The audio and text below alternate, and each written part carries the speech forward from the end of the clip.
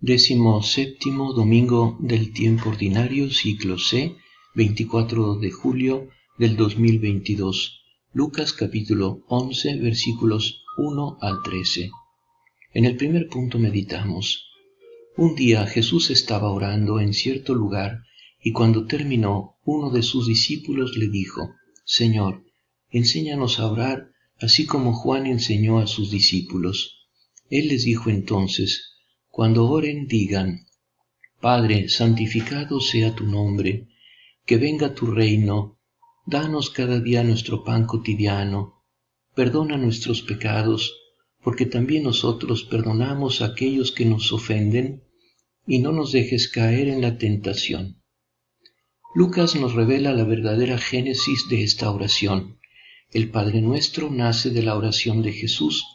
Al ver a Jesús orar de esa manera, los discípulos se convencieron de que en realidad nunca habían orado en su vida.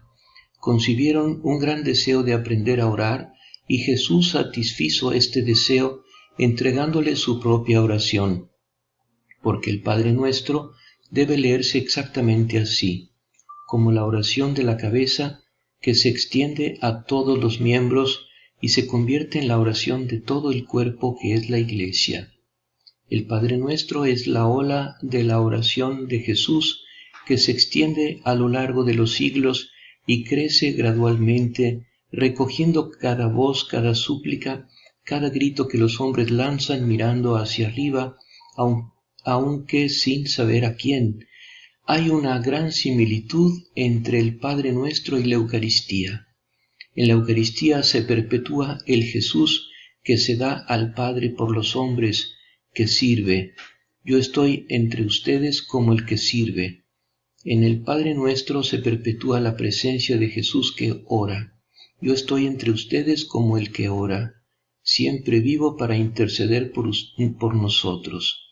En la Eucaristía hay comunión en el cuerpo de Cristo. En el Padre Nuestro hay una comunión en la oración de Cristo, y esta es la verdadera comunión espiritual que podemos realizar solos en todo momento, incluso cuando la sacramental no nos es posible. El Padre Nuestro está todo contenido en germen en esta palabra, como un árbol fuerte en su pequeña semilla.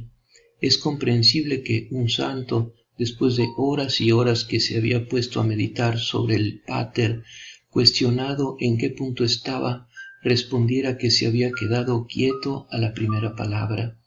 Toda oración cristiana toma luz de este grito inicial que brotó del corazón de Jesús.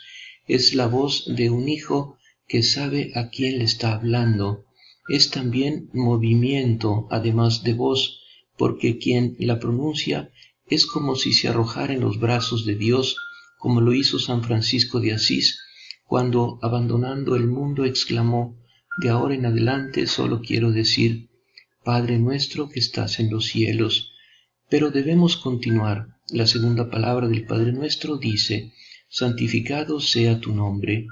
Esta es también la sustancia de la oración de Jesús, el que dijo: He hecho resplandecer tu nombre delante de los hombres. Pero, ¿qué decimos con esta palabra?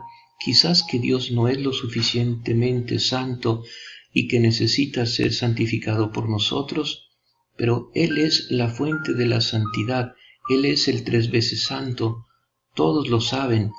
Lo que pedimos es que la santidad de Dios, que encuentra un obstáculo para manifestarse en el pecado del hombre, especialmente de los hombres que se llaman a sí mismos su pueblo, supere este obstáculo, lo disipe como el sol con la niebla y se manifieste en toda su luz. Pedimos que su nombre no sea blasfemado por nosotros. Pedimos que los que hemos sido santificados en el bautismo perseveremos en lo que hemos comenzado a hacer. Y cómo pedir que la Iglesia sea verdaderamente lo que debe ser, la Iglesia santa, la Iglesia de los santos, la Iglesia que anuncia la santidad de Dios, es decir, su justicia, su amor que perdona, su diversidad. No pedimos pues que Dios sea santificado por nosotros, sino que sea santificado en nosotros, a imagen del santo que los llamó. Háganse también ustedes santos, toda su conducta, porque escrito está, serán santos, porque yo soy santo. En la primera invocación del Padre Nuestro pedimos, pues, una cosa muy grande: hacernos santos. Señor, enséñanos a orar como tú oraste con íntimo amor al Padre y a los hermanos, para saber vivir en continua oración con la mente y el corazón, particularmente en el tiempo de las pruebas y de las grandes decisiones. En el segundo punto meditamos. Jesús agregó: supongamos que algunos de ustedes tiene un amigo y recurre a él a medianoche para decirle: amigo, préstame 3 panes porque uno de mis amigos llegó de viaje y no tengo nada que ofrecerle. Y desde adentro él le responde: no me fastidies ahora, la puerta está cerrada y mis hijos y yo estamos acostados, no puedo levantarme para dártelos. Yo les aseguro que aunque él no se levante para dárselo por ser su amigo, se levantará al menos a causa de su insistencia y le dará todo lo necesario. Venga tu reino. Mateo añade: hágase tu voluntad. Las dos cosas se complementan. Se podría decir: venga tu reino, es decir, hágase tu voluntad, porque ¿qué es el reino sino la voluntad salvífica universal de Dios manifestada a nosotros en Jesucristo? El reino es todo lo bello, santo y extraordinario que Dios ha inventado para el hombre. Es el fuego del amor que Jesús dice que vino a traer a la tierra y que no ve la hora de que se encienda. El reino es el secreto de Jesús, la inquietud de Jesús, la obra que el Padre le ha encomendado. Compartir esta angustia, esta oración de Jesús, significa ser su hermano, hermana y madre. Significa descubrir una nueva dimensión en el Padre Nuestro y poder decir en un torrente de alegría: venga nuestro reino, hágase nuestra voluntad, que erróneo es entonces decir hágase tu voluntad, pensando en hacernos una concesión y un don a Dios, si de verdad no puedes prescindir, fiat voluntas tua, y sin darte cuenta de que simplemente quieren decir que tu voluntad de amor se cumpla en nosotros, como en el cielo así en la tierra. Es decir, como en Jesús así en nosotros, que este proyecto sin límites que tienes en tu corazón desde la eternidad se realice, supere los obstáculos de nuestros miedos y nuestras penalidades, y que la paz de tu reino se establezca en nosotros, porque es verdad lo que dijo nuestro poeta: su voluntad es nuestra paz. Pero, ¿qué significa pan de cada día? El pan para los contemporáneos de Jesús, como por lo demás también para nosotros, representa el alimento en general, el sustento de la vida. Desde el hombre en la Biblia se considera un todo hecho de cuerpo y alma juntos. El pan indica aquí todo lo que se necesita para la vida del hombre. No solo de pan vivirá el hombre, sino de toda palabra que sale de la boca de Dios. No hay pues que elegir entre la interpretación antigua de los padres, el pan del alma, la Eucaristía, la palabra de Dios, y la interpretación moderna, el alimento del cuerpo. La palabra de Jesús los abraza a ambos, es una estructura abierta que puede llenarse de muchas realidades, todas pertinentes. Con esa palabra, pues, podemos legítimamente pedir, según la necesidad, pan, vestido, casa, salud, trabajo que es el modo de tener pan y de tenerlo de manera digna y humana. Y como se dice, danos, no dame, también podemos orar para que Dios nos enseñe a repartir mejor el pan que reparte a todos por medio de la tierra y del trabajo de los hombres. De hecho, en nuestra situación es necesario orar precisamente en este sentido. Danos saber repartir mejor nuestro pan de cada día, antes o después de la comida. Esa palabra de súplica puede convertirse en agradecimiento. Gracias por el pan que nos has dado. Espíritu Santo Consolador, danos la gracia de ser insistentes y perseverantes en nuestras oraciones para poder ver y cumplir siempre la voluntad divina. En el tercer punto meditamos. También les aseguro: pidan y se les dará, busquen y encontrarán, llamen y se les abrirá, porque el que pide recibe, el que busca encuentra, y al que llama se le abre. ¿Hay entre ustedes algún padre que da a su hijo una piedra cuando le pide pan, y si le pide un pescado le dará en su lugar una serpiente? Y si le pide un huevo le dará un escorpión? Si ustedes que son malos saben dar cosas buenas a sus hijos, ¿cuánto más el Padre del cielo dará el Espíritu Santo a aquellos que se lo pidan?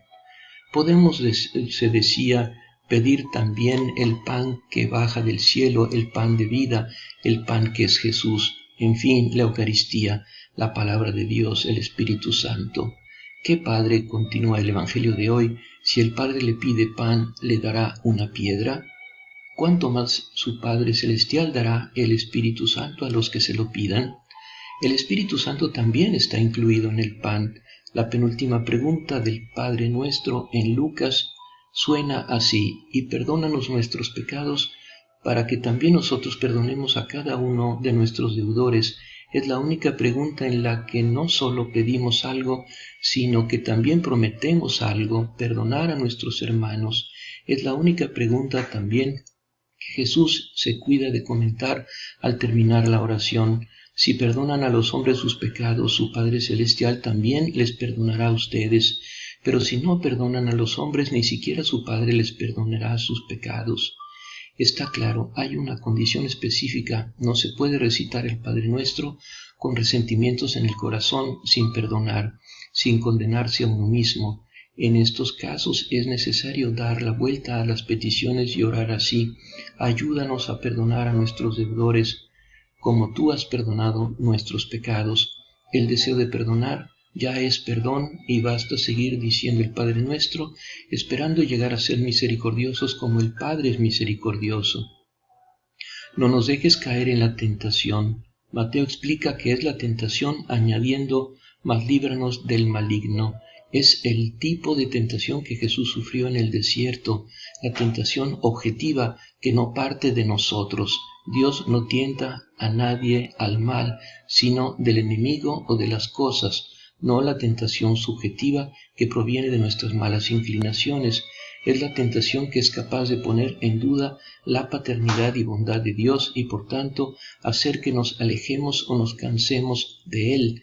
Quizá alude también a la gran tentación escatológica, el peirasmos, que acompaña siempre a la gran venida del reino de Dios en la historia y de la que Jesús dijo: oren para no caer en tentación.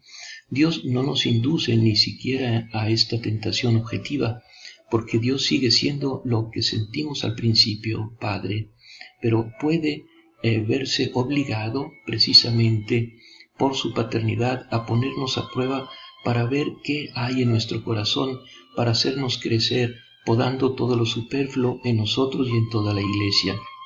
En este caso pedimos que con la tentación también dé, como prometió, fuerza.